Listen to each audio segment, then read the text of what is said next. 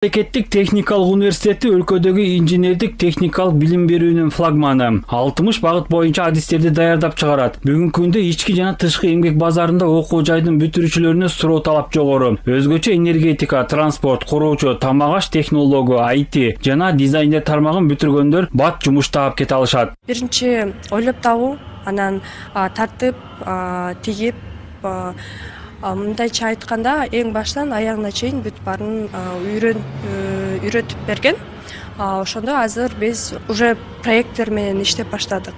Окуу жай алгач институт катары ишин баштап, кийин университеттик деңгээлге жетти. Жарым кылымдан ашык тарыхта кыйынчылыктарга туш болуп, оор учурларды башынан кечирди. Ага карабастан жоюлуп кетпей, окуу жай катары студенттерди уясынан учурууда. Карт тарыхы бар техникалык университеттин түптөлгөнүнө быйыл 70 жыл болду. Маараке Токтогул Сатылганов атындагы Кыргыз улуттук филармониясында салтанаттуу белгиленди. Камчы карбаган кыргызга карандашты карматтык. Чыла там менен согуп үй салган кыргызга кирпичти койгонду үйрөттүк. Ошол эле учурда билим берүү комиссариатыдагы политехникалык бизде техникумду, институтту, келечекте университетке айларын билген ошол учурдагы көсөмдөрүбүз ушул ишти иреттеп катары менен коюп жылдыра башташты. 1954 жылы бизде политехникалык билим берүү жааты кенен өлкөбүзгө жайылды. Университеттин калыптануусунда жана өнүгүүсүндө ар бир ректордун өзүнүн салымы болду. Биринчи ректор бул Сухомлинов Георгий Акимович 1954 жылдан 75 жылга чейин 21 жыл ректор болуптур.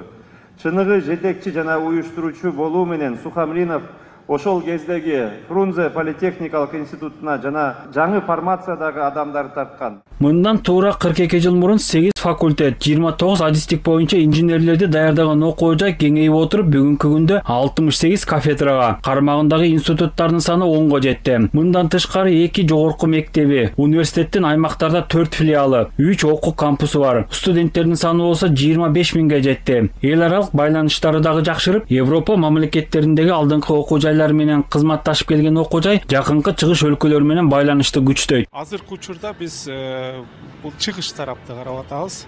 Азыр Корея менен, Кытай менен, Кытай бизге азыр чоң лаборатория ачып берип атат.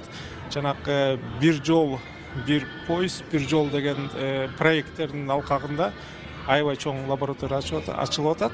Техникалык университет билим берүүдө сапатка өзгөчө көңүл бурууда. Ошол эле учурда мамлекет тараптан чоң колдоо көрсөтүлүп жатат. Алса 2002 жылы президенттин жарлыгы менен өзгөчө статусу берилген. Мунун аркасында Борбордогу Курулуш, транспорт жана архитектура университети менен геология, токен иштери жана жаратылыш ресурстарын өздөштүрүү жогорку окуу жайы кошулуп, толук эркин иш алып баруу укугу берилди. Мындай колдоонун аркасында университеттин мүмкүнчүлүгү кыйла кеңейди. Эркиндик бул биринчиден жана окуу академический эркиндик деген бар.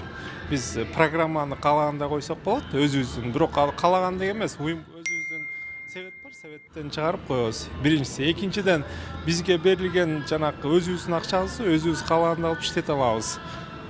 Үчүнчү, башка мисалы министерствага кайрылбай эле өзүбүз башка партнерлор менен иштесек болот. Мурун андай нерселер бир аз кыйынчылык болчу. Согласовать этип антип бергенгечи.